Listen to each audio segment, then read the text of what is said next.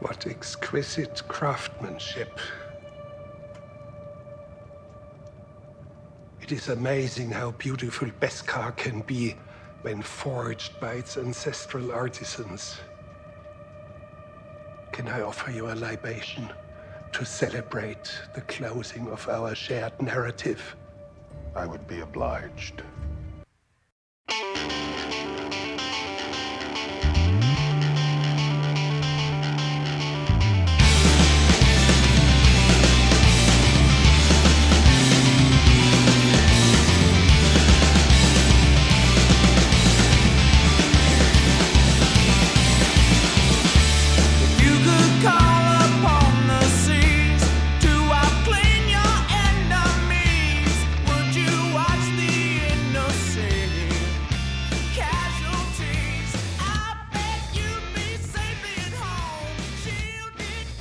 Greetings, Bucketheads, and welcome to another action-packed episode of Mando Vision. Mevar Tegar, Nargai Tom, and thank you so much for checking out this small, independent Star Wars podcast. I am so happy that you're here for this episode. Today we are revisiting the 7th chapter of Season 1 of The Mandalorian. This is The Reckoning. We are still doing our show within a show format, where I'm taking the initial review I did at the time of the first season episodes being released, and we're diving back in, and I am critiquing myself, and hopefully you're at home and you're critiquing my initial reviews as well, and saying, hey Dodo Bird, you missed this, or hey, you were right about that, well done. It's been an interesting ride so far in doing these sort of revisited episodes, because again, I may have mentioned it on earlier episodes, the initial thought was just to re-review them with whatever my new current, a new perspective, having watched this show so many more times during stay at home and during quarantine and during this pandemic. But I thought it would be a bit more honest for people who maybe you have listened to my initial reviews on the Tomcast podcast, and this would be a fun way to kind of explore the evolution, perhaps, of my thought process on these season 1 episodes. So that's why we're doing this, and I think it's been interesting. I hope you feel the same way. Before we dive into this Chapter 7 review, please make sure you're following us on social media at Mando_Vision on Twitter and Instagram. It would be super cool if you did. It's also a great way to get a hold of us here on the show. And make sure you are subscribed to us on all your favorite podcasting platforms: Stitcher, Spotify, iHeartRadio, Google Play, Apple Podcast. Those are the ones. And hey, if you have the time, those sweet 5-star reviews, that's the moneymaker for us right here on the show. Gets our name out in there. It puts us into the whatever search algorithm that exists on whatever platform, so that when people are looking for, I want a Mandalorian podcast, this one would pop up. And that would be super, super cool. Because, hey, more people should be checking out Mandovision and The Mandalorian, if they're not already. All right, so let's kind of talk about Chapter 7, The Reckoning, and my initial review of it. Again, this was an episode that I liked very much. I think in the first part of this review, to critique myself pretty heavily, I sort of have like this sarcastic demeanor about some of the stuff, because my mindset, I think, listening back to these initial reviews was, I was really focused on the main storyline. The Mandalorian, Baby Yoda, where are they going? Where are they from? Like, what's the story here with the child? What's the story here with the Mandalorian? And I didn't seem to enjoy the deviations, particularly chapters 4, 5, and 6, as much as I have come to appreciate and respect them now on the rewatches. I think I was just kind of like, give me the good stuff, give me that meat on the bone sort of thing. But again, rewatching multiple times over this quarantine period that we all find ourselves in, there's a ton of meat on the bone in episodes 4, 5, and 6. And again, it's pretty much a 3-act structure for these 8 episodes, with the evolution of the Mandalorian's character and his when we first meet him as this bounty hunter, this man with a code, but who is very much a loner. He's on his own. He's doing things for his people to help the Mandalorians, to help his fellow Mandalorians. but he's not part of a more direct tribe. Like he is alone in a room full of people, if that makes any sense. Yes, he's part of this larger clan structure, but he is a lone person within this Mandalorian clan structure that we're introduced to in the series. So that's where we find him in these first 3 episodes of the season. It's episodes 4, 5, and 6 where he has to sort of learn that now he's part of something different, that he can't just be the lone wolf with the with Baby Yoda now, with him being the caretaker for Baby Yoda. Excuse me, I got a little thrown off there by a dog barking in the background. Hopefully you guys didn't hear that too clearly. But that's part of the evolution of the character of the Mandalorian, of Din Djarin, and of the show to kind of see how he progresses, how he changes once he comes into contact with Baby Yoda, and how I guess we should really just call him the child at this point. But Baby Yoda will never go away as a popular nickname for the child. So I guess we just have to accept that, even though it's probably not accurate, unless we will find out in season 2 that he actually is a clone of Yoda, which would be pretty hilarious. So again, like I said, the biggest thing, the biggest takeaway from these reviews so far has kind of been looking and reanalyzing what happens in those middle chapters in Act 2 of the show. And again, it's important for the character's development that he has to realize he has to change, and it's a bumpy road for him. He makes some not great decisions. It's a learning process for him. He's our hero, our Mandalorian is not a perfect individual. He doesn't just go from lone wolf to guardian protector of the child easily. That's more realistic. That's more realism that helps ground this Star Wars show in a way that most Star Wars things aren't always 100% grounded. This show's very different. We know that. We all know that. I mean, this again, aside from the Western vibe, the Western motif, the Western themes, this is very much like a gunslinger cowboy kind of show in a lot of senses, because we are in the backwater of the Star Wars universe. We're in the outer rim, very far removed from the central core of the Star Wars galaxy, like Coruscant and the planets that were made up the hub of the Empire during this period. So again, this is a long way of saying that here we enter into Act 3, the Mandalorian much more aware of his role with the child, but he's going to get even further clarity in the final chapter, but we're not there yet. And this episode does set up a lot of things for that final episode, but there's plenty of action, there's plenty of story here as well. We opened with the client, with Werner Herzog's character returning, and there's a lot of great dialogue there, a lot of material to parse through.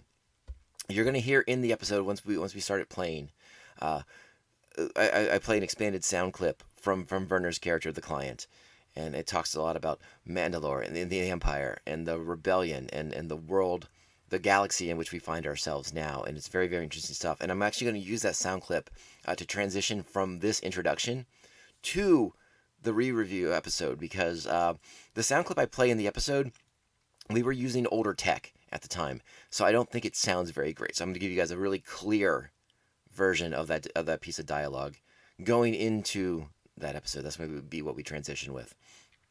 You'll also notice I had another sound clip that makes its way into the episode between Kuiil and the Mando and Cara Dune is in there as well. I think it's okay. It's not the most high quality resolution sound clip, but it's not as the way I dissect that scene and talk about that scene, I think it'll work okay as far as you guys understanding exactly where I'm coming from with that. So let's go ahead and get into it. All right, let's strap on our buckets and dive into the chapter 7 of Mandalorian season 1, The Reckoning. All right, strap on those buckets. It is a shame that your people suffered so. Just as in this situation, it was all avoidable. Why did Mandalore resist our expansion? The Empire improves every system it touches, judged by any metric. Safety, prosperity, trade, opportunity, peace. compare Imperial rule to what is happening now. Look outside. Is the world more peaceful since the revolution? I see nothing but death and chaos. I would like to see the baby. Oh, hello, Popheads. Happy holidays, Merry Christmas. Welcome to issue 66. Oh, what's that, Emperor Palpatine? Execute Order 66. Yes, indeed. Execute Order 66. Or, as he said it, Execute Order 66. Anyways, now that that's out of the way. Okay, welcome to issue 66 of 3BZine presents the Tomcast Popcast, also known simply as Popcast. I am the man whose name is on the show. My name is Tom. Please follow us on social media at Tomcast_Popcast on Twitter, at the Tomcast_Popcast on Instagram. You can email the show at TomcastPopcast@gmail.com. And head on over to patreon.com/TomcastPopcast, where you can join Pophead Nation. All kinds of cool bonuses over there. We do special exclusive content for Tier 1 members. But you can join for less than that too. And thank you in advance for supporting this awesome podcast. Thank you to our current Patreons, the Aspen Hill Chody, the Squid Master General Brian Broussard, and still our newest Patreon, the Batman of Bay Park, Jeff Nail. He's also the co-host on The Ringing Ear. That's a great music podcast for all you guys who dig the tunes. Not the tunes that I play. No one, I don't think anyone but me likes the tunes that I play. But Jeff and his buddy Joby do an awesome job with all kinds of cool music that is too cool for me. But it's a great show anyways. Finally, please subscribe to this podcast on Apple Podcasts or whatever platform it is you choose to use. And if you can, leave us a rad 5-star review. That would be super, super helpful for getting the word out about our fun little podcast that we do over here. All right. So today we're back. We're back so quick. I'm just a hurricane of podcasts to unleash on the masses before the holiday season is here. I mean, the holiday season is here, but before the actual holidays get here, and there's no time to listen to podcasts, and there's no time to record podcasts, I'm just going to throw as many out to the world as I can. Which, trust me, is getting fewer and fewer because I don't have the time anymore. The mother-in-law arrives in town tomorrow. God knows what will happen with my recording capabilities when she's here. But we are here now, and we're here because today, Wednesday, December 18th, the penultimate episode, the penultimate chapter in The Mandalorian was released today, 2 days early, technically, because Disney wants to make sure that you have no excuse not to go see The Rise of Skywalker this weekend at the movie theaters. So they dropped The Mandalorian a couple days early, and they attached a little scene from Rise of Skywalker onto the end of the episode as a further enticement to watch a show that you're already watching anyways. So that seemed pointless because you're going to go see the movie too. Would you need to be convinced to go see a new Star Wars film? Come on. Amateurs over at Disney, what are they thinking? Anyways, early reviews are in on The Rise of Skywalker 2, and a lot of them are not favorable. It's been a very mixed bag as far as the early reviews go. It'll be interesting to see how things shake out. Obviously, the movie's tracking well as far as advanced ticket sales and things like that. But it'll be interesting to see what we get out of the film. It'll be interesting to see how it all plays out, what everybody's feelings are. Will this movie be as divisive as The Last Jedi was? We'll find out. I am hoping to God that I can record at least a little. I'm hoping I can record a initial reaction, spoiler-free review of The Rise of Skywalker, hopefully on Friday or something like that. But I don't know for sure if that'll happen. We'll see how it goes. I hope to do that. But we're not here to talk about The Rise of Skywalker yet. We're here to talk about The Mandalorian. Like I said, the penultimate chapter dropped today. This is my favorite episode since Chapter 3 was released. That is the Sin episode. That is when Mando goes, he rescues Baby Yoda. He gets into the big shootout with the bounty hunters. The Mandalorians come to his rescue. Fantastic episode. You'll realize there are a couple common threads from that episode to this episode, I keep calling them episodes, I guess technically they're chapters. I apologize, I keep kind of slipping up on that. Chapter 7, much like Chapter 3, written by Jon Favreau. Chapter 7, much like Chapter 3, directed by Deborah Chow. I think that seems to be the winning combination so far. These are two of the best episodes of the series thus far. And while it can be argued that this chapter of the story, a good chunk of it is table setting in a way, I think it's really fun table setting. It's really engaging, and it sets up a lot for the season finale episode that'll come. Gosh, it won't come until I think it's the 28th now. Next Friday coming up. So we do have a little bit of a wait now. That's the one drag about getting an episode a couple days early is now you got to wait a little bit longer to get the new one. So why is this episode so great? Why is it so cool? Why do I like it so much? I think a lot of it has to do with going back to Favreau's scripts. We kind of get back on track. While we had, chapters 4, 5, and 6 were nice for the most part. I really didn't care for 5. You guys know that. We're back in the story now. We're back in the mix. And it's because, obviously because the season's coming to an end, so it's time to kind of start pulling all the threads together here. Time to weave the tapestry that you've kind of slowly been building through this first season.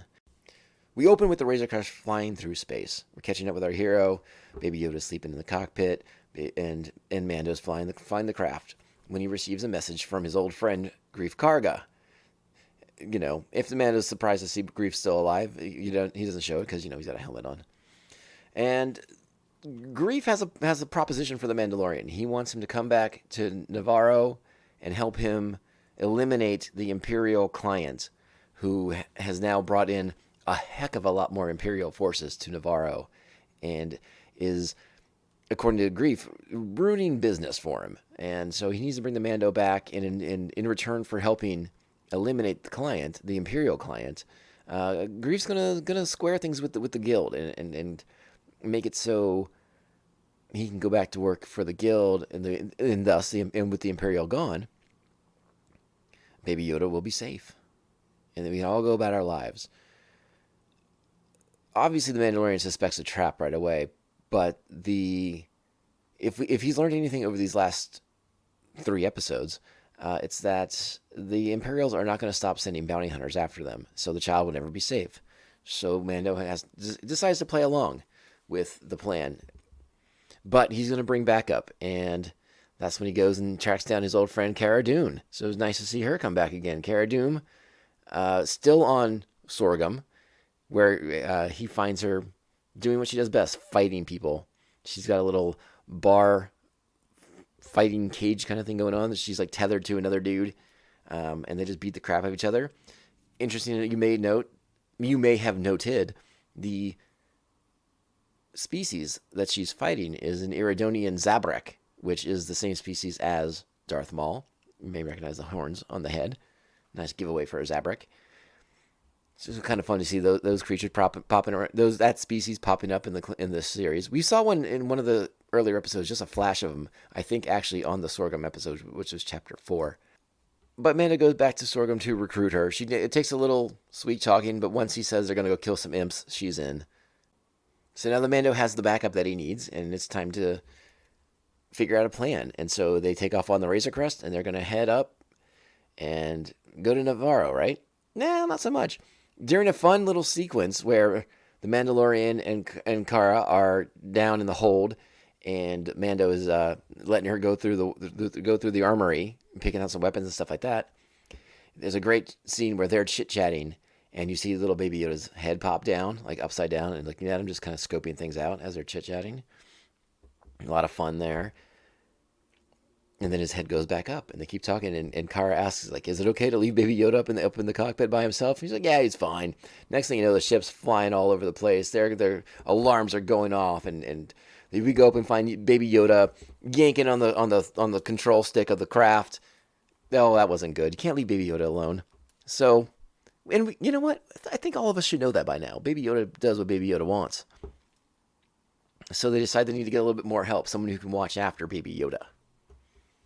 So now they go back to Avala 7, which was the planet that we opened on, where he found Baby Yoda with those Nikto species. You know, for whatever reason they had Baby Yoda. We don't know quite why just yet. And so we meet back up with Kuiil, the Ugnaught who helped the Mandalorian when he got to the planet, taught him how to ride blurgs, helped him repair the Razorcrest. So we catch up with Kuiil, because Mando wants to recruit him to help watch Baby Yoda. Except we find out that Kuiil's been quite busy. And after the Mandalorian left with Baby Yoda, he went back to the scene of the big shootout, and he recovered the body. I guess body is the right word. What do you think? He went and recovered IG-11, the bounty hunter droid that Mando shot in the head at the end of the first episode to save Baby Yoda's life. And then there's a big montage scene where it shows Kuiil repairing and reprogramming and then teaching the droid how to do the most basic of functions all over again from scratch. You may wonder why we're watching this scene. It's a little strange to kind of shoehorn this in there, you know, in an episode where you are already getting the feel that this is going to be a two-parter thing leading into the season finale. So you're wondering, why are they inserting this montage into the episode of Kuiil training a droid to walk and set crates down and to pour tea? I think that's going to pay off pretty big. We'll get to that. So eventually Mando forms his posse. Kuiil, the IG-11 droid who Mando does not like and does not want on the ship, but it's part of Kuiil's agreement with the Mando that he'll only go if IG-11 goes and if they take 3 blurgs. So we have a full ship with 3 blurgs, and a reprogrammed bounty hunter droid, Cara Dune, the Mando, and Kuiil. We're making our way back to Navaro now. Things get dark in this scene. Things get real dark. In a friendly arm wrestling match between Mando and Cara, Baby Yoda gets a little concerned. Thinks Mando's in trouble. Reaches out with his little paw, his little force-empowered paw, and force chokes Cara Dune. To the surprise of everyone in the room, Mando has to leap to his feet and grab Baby Yoda and tell him not to do that because they're friends. He's okay. There's nothing bad happening here. Cara's freaking out. Mando's a little surprised by what just happened. Kuiil gives us another glimpse of something here. Our story is set in the outer rim of the Star Wars galaxy. It's entirely possible that the Force is not as commonly known as it is in the main canon, the main Star Wars stories, you know, with our Jedis and all these other things. Out here, this is like we're out in the backwater of the galaxy. Perhaps the stories of the Jedi have faded away. Perhaps the stories of the Force have faded away. It's hard to say for sure. Because he never actually says the Force, but he says that when he was an indentured servant of the Empire, he had heard stories about abilities like what the child had just displayed. So everyone seems a little taken aback by this. But you would think Cara Dune might be a little bit more familiar. You would think like the legend of Luke Skywalker was at least a little bit more prevalent in the Rebellion. But they're definitely staying away from the main Star Wars mythology here. So we'll just have to kind of give them a little bit of leeway on this. Now, I have to back up a little bit. I got a little ahead of myself on a couple different fronts. When they first get back to Avala 7 and meet up with Kuiil, there is a really interesting scene that takes place that is, the best way I can describe this scene is, it is a lot of talking with what I think will be important information that has no actual meaning to any of us at this particular moment in time. You heard me right. That's a tad frustrating. But what I'm going to do is I'm going to play the clip from that segment, and we'll see if we can kind of, I don't know, piece it together or maybe come up with some solutions here. So this is when they first meet back up with Kuiil and they go into his house. They go into his little ranch house. And this is even before IG-11 pops back up again and Mando wants to blow his head off again. Let's set the stage. All right, here we go. Hang on. It hasn't grown much. I think it might be a strand cast. I don't think it was engineered. I've worked in the gene farms. This one looks evolved, too ugly. This one, on the other hand, looks like she was farmed in the Sido caves of Nora. This is Cara Dune. She was a shock trooper. You were a dropper. Did you serve? On the other side, I'm afraid.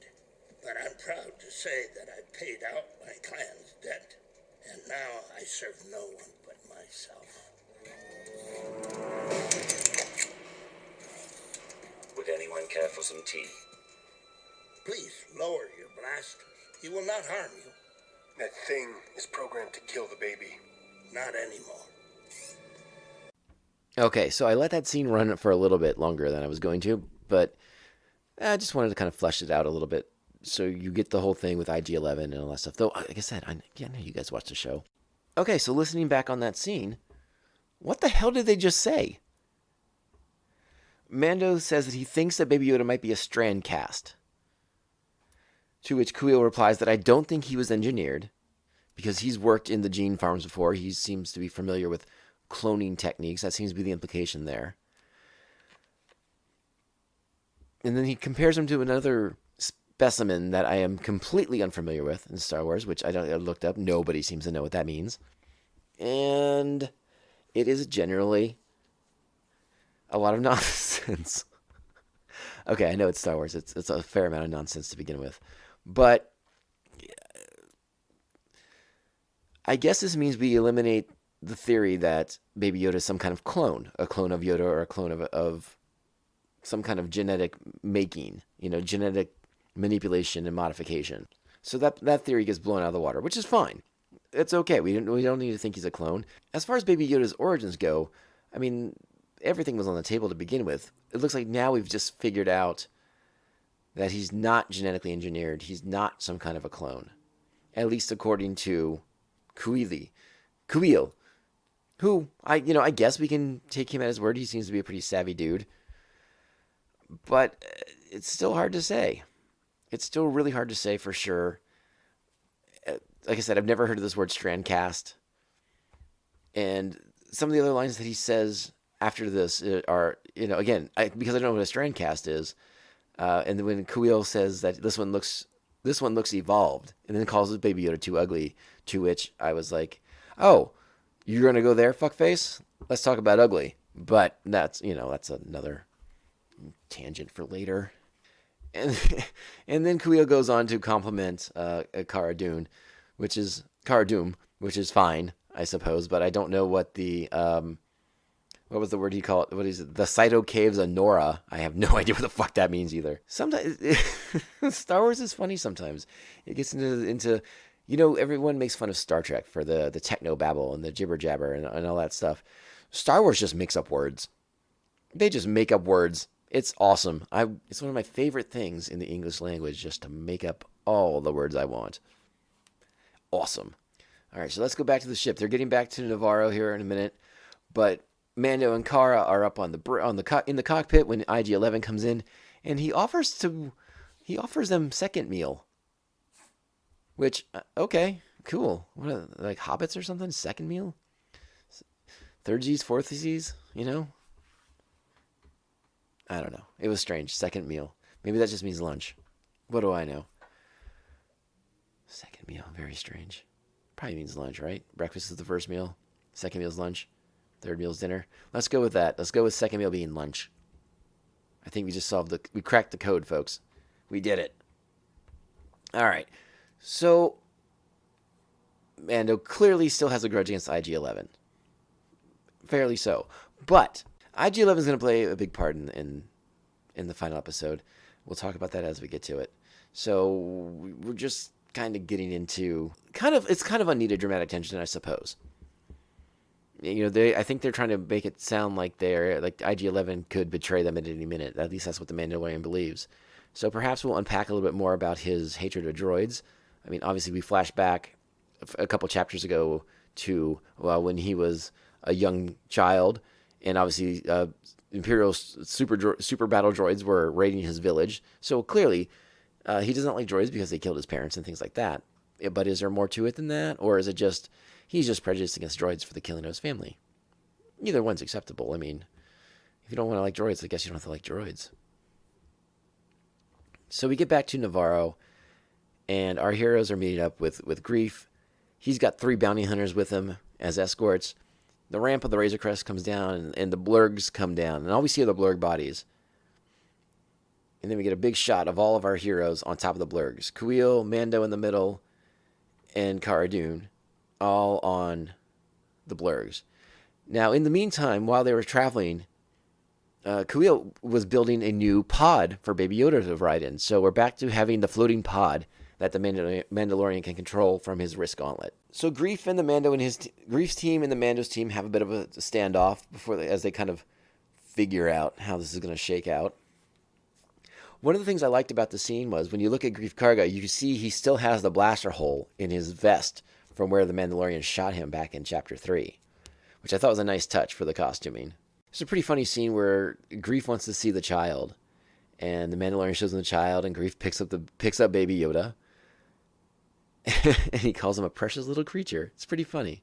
And then he says he doesn't want to. I can see why you didn't want to harm a hair on his wrinkled little head, and I laughed at that. I thought that was pretty funny. Carl Weathers, the way Carl Weathers delivers his lines as Greef Karga is a interesting acting choice, certainly, but I think it leads to a lot of fun in the way he delivers them. Greef's team and Mando's team, they have to walk back to the town. The Mandalorian had to park far away because of the high Imperial presence. They didn't want to risk the Mandalorian being detected because they got to pull this plan off if they're going to kill the Imperial client. So they're parked so far away that they're going to have to camp out for the night. And in this camp out scene, we get to see Kuiil feeding Baby Yoda. Greef starts to lay out some of the plan because Mando wants to know what the situation is going to be. There's also a lot of talk about Cara's shock trooper past, which everyone seems to recognize exactly who and what she is because of that tattoo. And this scene opens up where where Greef reiterates that there will only be 4 stormtroopers in the actual meeting, and what could possibly go wrong. And that's when giant monsters come out of the sky and attack the group. The monsters are something of a cross between really big Minox and dragons, I suppose. It's a bit like Pitch Black, if you guys remember that flick, the one of the first Vin Diesel movies from back in the day. A good sci-fi horror flick. At least I enjoyed it. Mostly because the death of children in it amused me, because I'm dark. So these flighty monsters attack the group, and they snatch a blurg, and they kill one of the bounty hunters. They try to fly away with the Mando. I like this shootout scene. It's really cool because you have the creatures swooping in from the darkness while everyone's trying to blast them away. But I like the way that Mando, Cara Dune, and Kuiil kind of fall back to protect Baby Yoda's pod. Except for Kuiil, he gets a little upset when the blurgs get taken. But, he's very attached to those blurgs. So I like the way that this scene shakes out. One of the first nice action pieces here, too. In this scuffle, Greef Karga gets badly wounded. And we find out that apparently these creatures have some kind of poison. It's going to kill him, and it seems to be killing him fairly quickly. Cara Dune's the only one with any kind of field medic training. She's trying to treat him, administer a medical treatment of some sort, but they don't have the right stuff. They don't have the right equipment, and they don't have the right medicines and all those things. So it looks like it's a losing battle as this poison is spreading through Greef Karga's system faster and faster.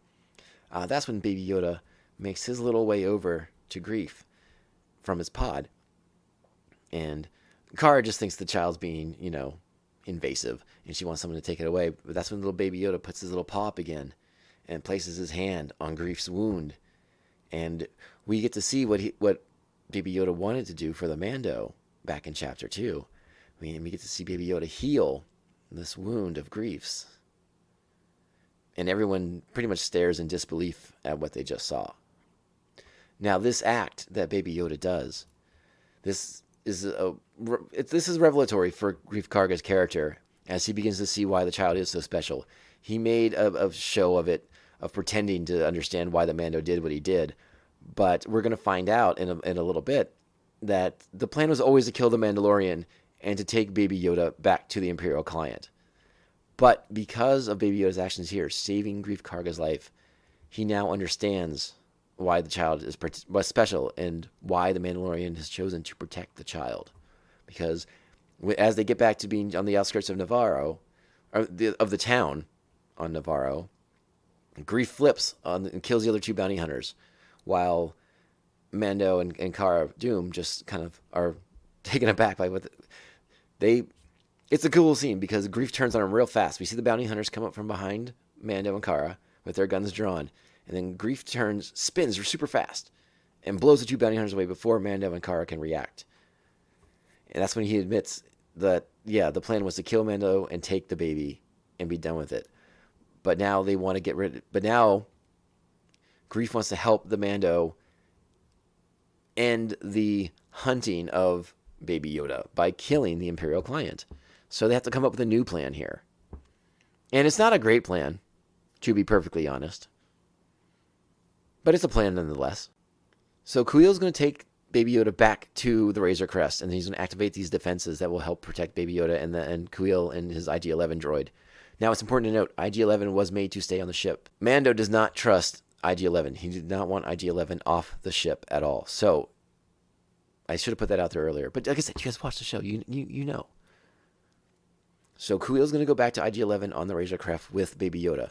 They're going to keep the pod with them, pretending that Baby Yoda is still inside the pod. Greef will be their escort.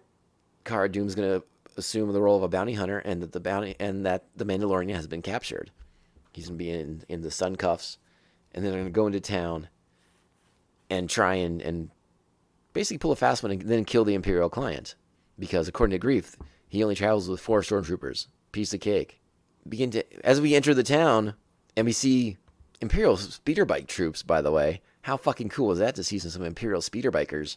I loved that guy. I love the speeder bikes and the speeder biker costumes. They're so freaking cool. I love that look. I really do. So I was stoked to see these guys.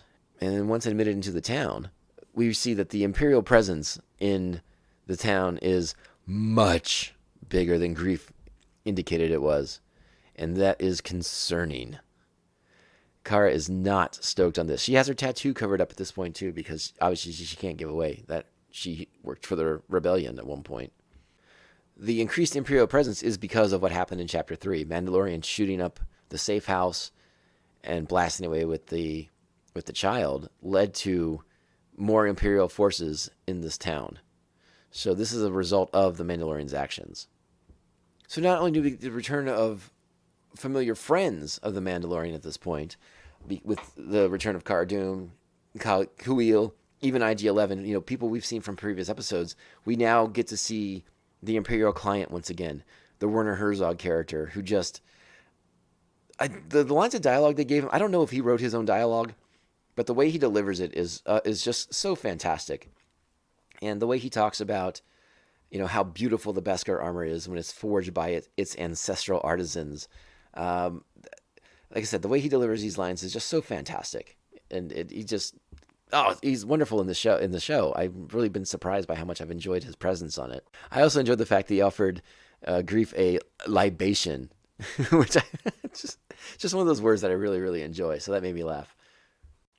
Again, there's a funny an interesting section of dialogue here that I want to share with everybody, because it's part of that new canon that doesn't quite jibe with the other new canon that's supposed to work with it. This Imperial relationship with Mandalore is not quite what we've seen on the Clone Wars or on the Rebels show.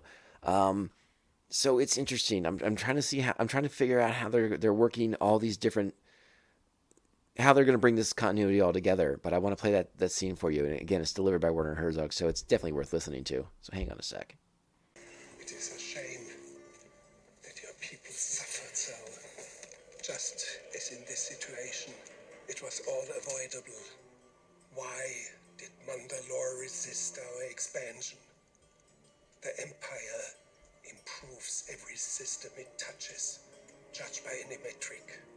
Safety, prosperity, trade, opportunity, peace. Compare Imperial rule to what is happening now. Look outside.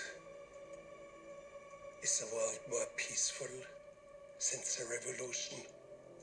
I see nothing but death and chaos. I would like to see the baby. Okay, so pretty interesting stuff, right? And again, the way Werner Herzog delivers these lines is so fantastic. I just want to know so much more about what he's talking about, though. Again, we've talked on previous episodes. Some of the things they say would be great with a little bit more context, but maybe we'll get there. We still have one more episode to go. So at this point, the Imperial client would like to see Baby Yoda because we find out that the Imperial client answers to a higher power. And as he's getting ready to inspect Baby Yoda, that higher power is making a holo call to him right now. And he has to go and take this call. So we see the Mandalorian slip out of his cuffs. He's going to get ready to make his move here. Gets his blaster back from Grief. But Cara, I feel like she should say I've got a bad feeling about this. The hologram we see is Moff Gideon. And he knows that the baby's not in there. He knows. So he tells them to check again. And then all of a sudden, blaster fire just erupts from outside of the bar. Just blows the holy hell. Kills Werner Herzog and every stormtrooper inside the building, including the bartending droid who was just doing his job, just pouring drinks. Grief, Mando, Cara, take cover. As all these stormtroopers are just getting annihilated in this bar shootout. Then, as the dust settles, we see through the windows the return of Imperial Death Troopers, last seen in Star Wars Rogue One. The black armored stormtroopers. They're so cool looking. Nice little shot down the line of them as they point their weapons at the bar. And then here's my favorite part of the episode. This stormtrooper transport that arrives. This is the kind of thing that I love about this fucking show. All right? That is in the Imperial troop transport. All right? You guys with me so far? It's also okay, because it's an Imperial troop transport, the ITTT. It is also known as the K79-S80 RTT, or the Recon Transport. Nerdy, I know. Do you want to know why this is so fucking cool? Because this is the first toy that Kenner made in 1977 that was never in the films. That's right. This was a toy from 1977 before this was ever featured in any Star Wars at all. It made its debut in animated versions in Star Wars Rebels, and I think even in Clone Wars. But to see it in live action was, whoa! Oh my God! They made that. It was so cool. I remember that toy. So much. Ooh, it was so cool. If you don't know the story about the Star Wars toys, I really recommend going onto Netflix and watching the Toys That Made Us series. The first episode is all about Star Wars, and it's awesome. I mean, not only the story about how Lucas got the toy rights for Star Wars, but how once they came out and they were such an immediate hit that every kid in the world wanted Star Wars toys. Kenner came to Lucasfilm and was like, "We need to make more toys. We need more stuff. Give us more stuff." So Lucasfilms helped them come up with these new designs for vehicles and weapons and things like that weren't even in the movie.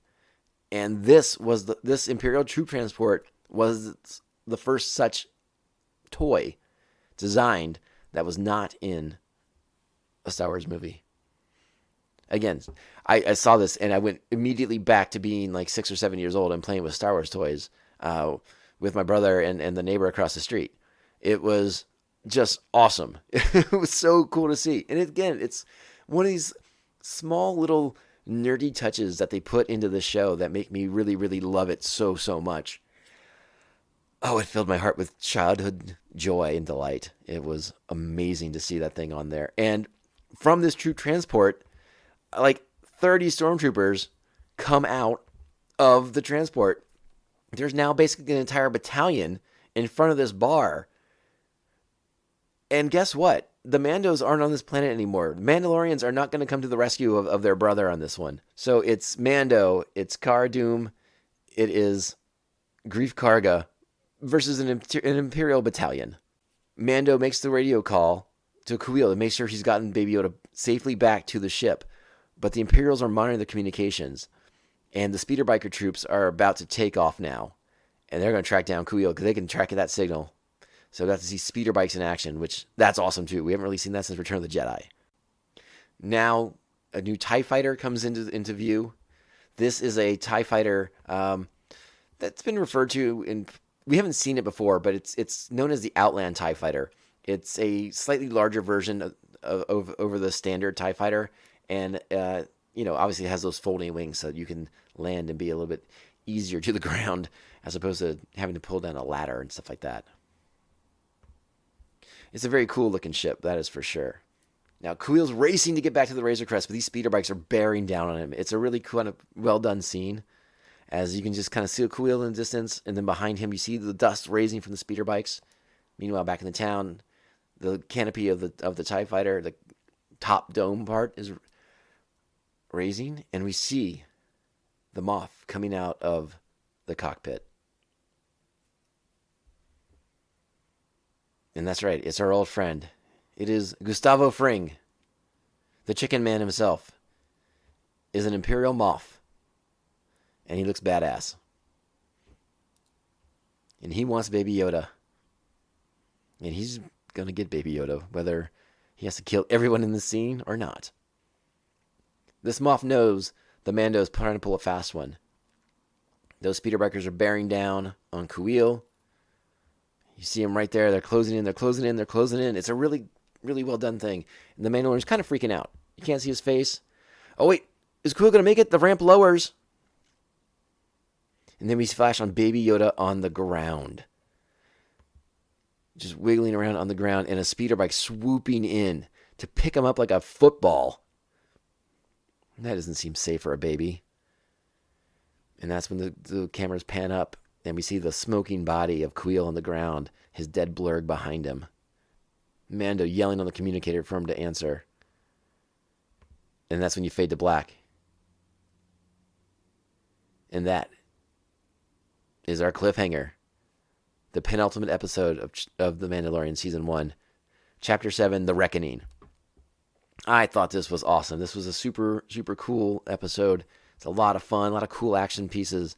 But story going forward, we get back into the main story here.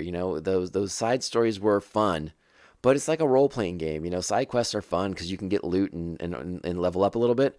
But eventually you got to get back to playing the main game or you're going to get bored. So it was pretty darn cool. So let's talk about a few things first. Let's go back a little bit here into the meat of the episode, particularly when we were on that farm with Kuil. That scene indicates to me, and maybe I'm wrong, but you guys let me know if you agree or not. In between episodes, a lot of time seems to pass. Like I think it's fair to assume that the Mandalorian's been on the run for months at this point, because that montage scene of Kuil reprogramming IG-11 and having to retrain him to do everything, I would imagine that couldn't be done overnight. That wasn't like 3 days later he was up to speed and doing his thing. It seems to imply that the Mando's been on the run for quite some time, which would stand to reason why he would be willing to take the risk and go back to Navaro just so he can kind of, if he can square up with the guild, square up with Grief Karga, kill these Imperials, it puts him in a much better position to protect the child. So I thought that was something to note. Also to note,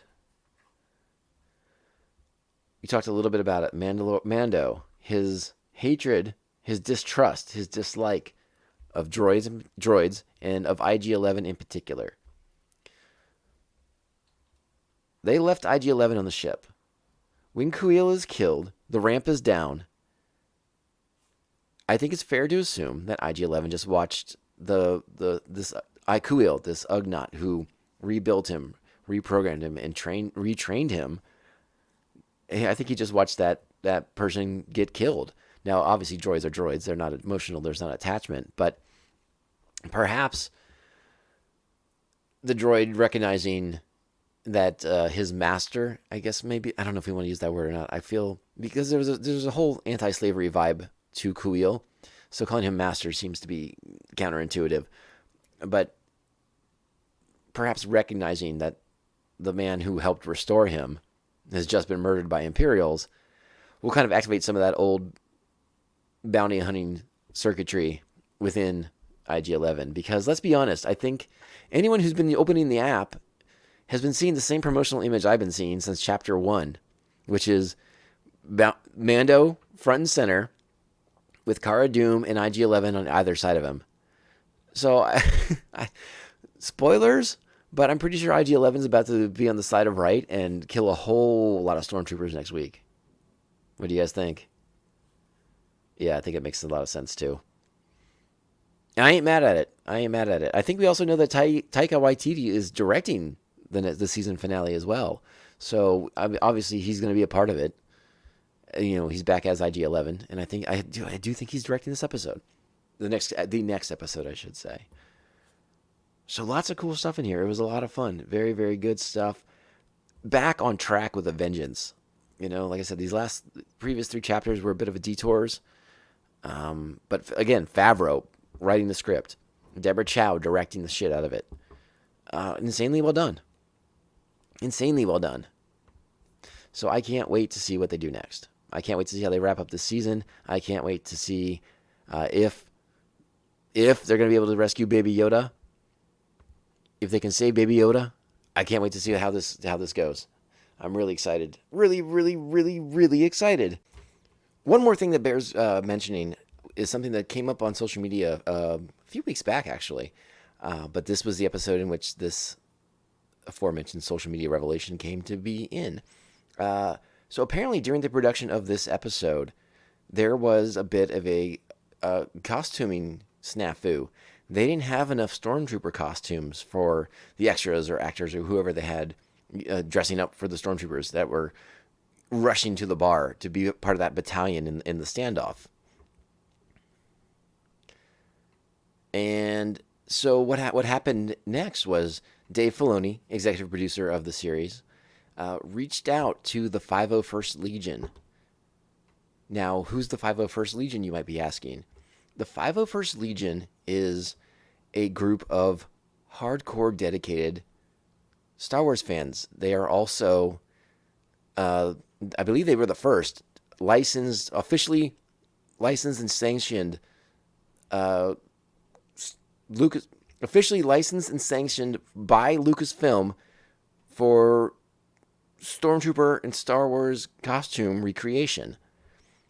And it's these fans who build their own Stormtrooper armor, build their own Imperial Guard armor. And it's to the exact specifications of Lucasfilm. These are as close to authentic as it gets. So Dave Filoni reached out to this group who has chapters all around the world. All these Star Wars fans who want to participate in the 501st Legion by building their own custom suit of armor. Their own custom suit, but custom in the sense that, yeah, they're building it themselves, but you can't build a Stormtrooper armor and like have flames on the side of the helmet. It has to be something that is from the films and that is an authentic replica. Does that make sense? Authentic replica? I'm not quite sure, but I think you know what I mean. Like, it has to be to the T with what we've seen in the films. And so he reached out, and I don't know exactly where they filmed the series, but whatever chapter was closest came to be extras in these shots of this Stormtrooper battalion descending on the bar where Mando, Cara Dune, and Greef Karga are held up. So I thought that was a really interesting little tidbit and just kind of a cool thing that Dave Filoni did, knowing that to make this scene even cooler, we need more Stormtroopers, and I know a bunch of guys who have rad fucking armor that looks just like the armor that we need. So he made that phone call, and I thought that was just awesome. How cool is that? So, members of this 501st Legion in whichever chapter it was, got to be extras in this episode, and I thought that was very, very cool feature. Very cool, nice thing. If you go on Dave Filoni's Instagram, and I think the 501st Legion's Instagram page has pictures of them with the cast. It's a pretty cool group shot. They're all decked out in their Stormtrooper gear, and you have Mando and Cara Dune. It's like I said, just go check it out on the Instagram. It's really awesome. And that's all I got for you today, folks. Not bad. Did I miss anything?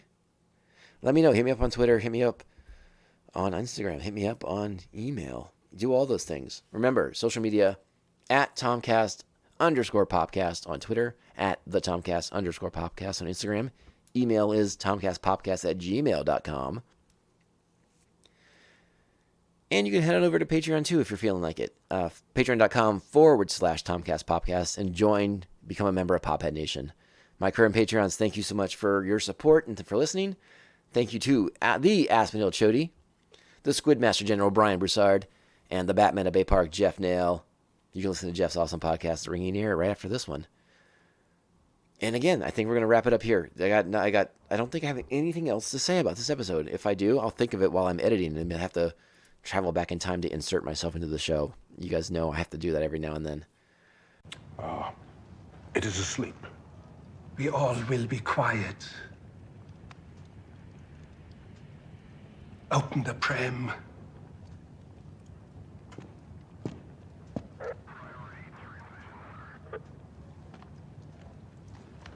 Don't think me to be rude. I must take this call.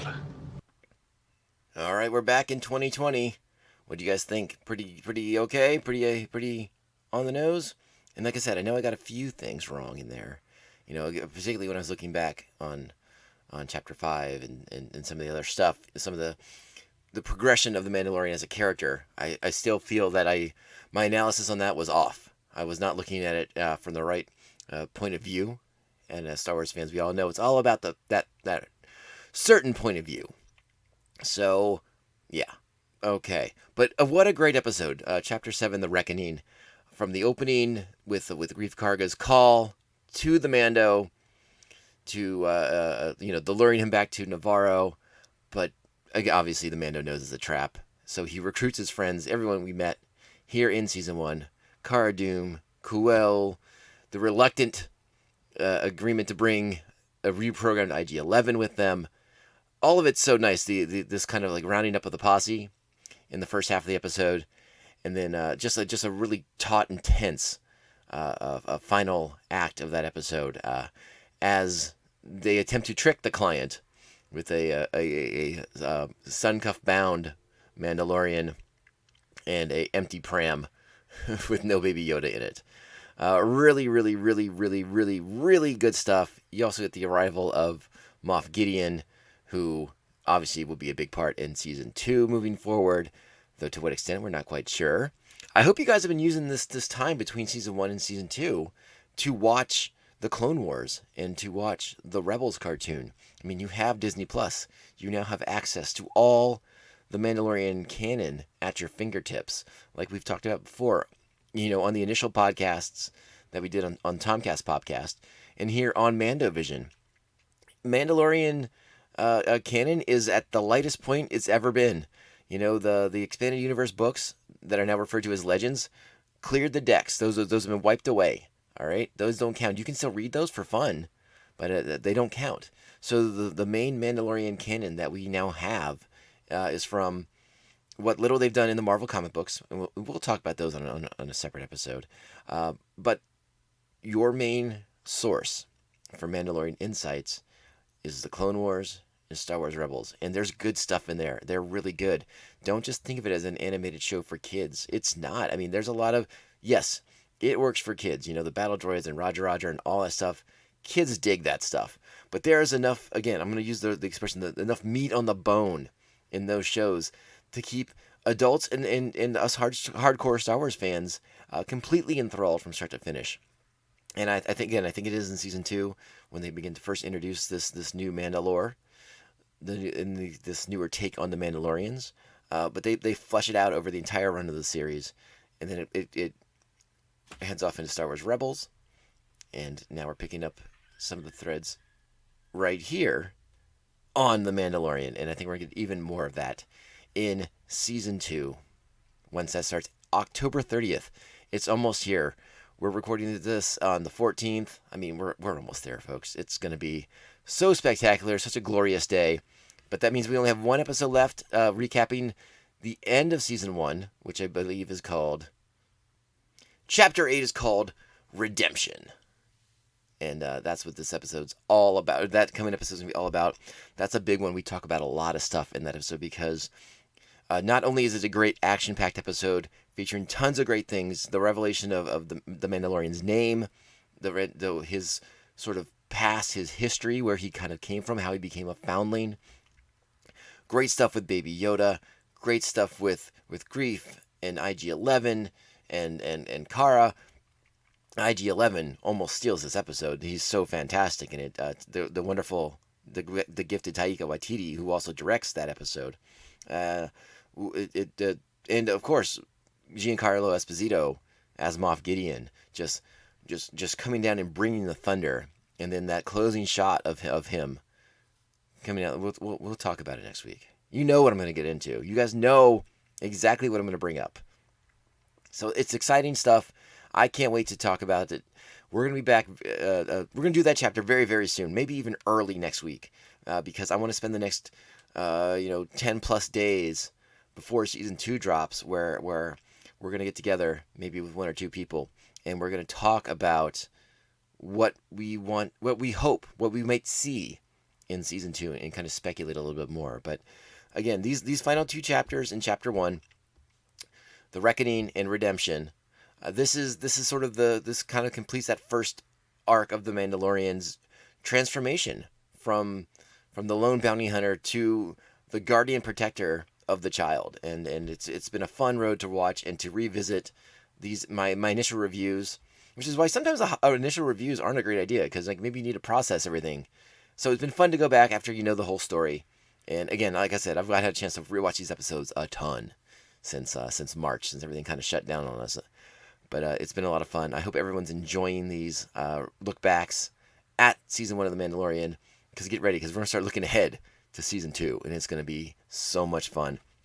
So I can't thank you all enough for taking the time, downloading, listening, liking, subscribing, sharing the show, writing those 5-star reviews for me. Again, Spotify, iHeartRadio, Stitcher, Google Play, Apple Podcasts. Those are our main formats. But let us know if you need us on something else, because we're going to get there. We'll put it on there, okay? Follow us on social media. That's the best way to get a hold of the show. At Mando_Vision on Twitter and Instagram. Send me your questions, comments, theories, what you want to see on season 2. What do you think we should do on this podcast? I mean, I'm open to anything, all of it. Everyone's welcome to send in feedback of any kind. All right, so as we say on this podcast, as we close it out, we're going to be back. Before we close it out, we're going to be back very, very soon. And remember, this is the way. I would like to see the baby.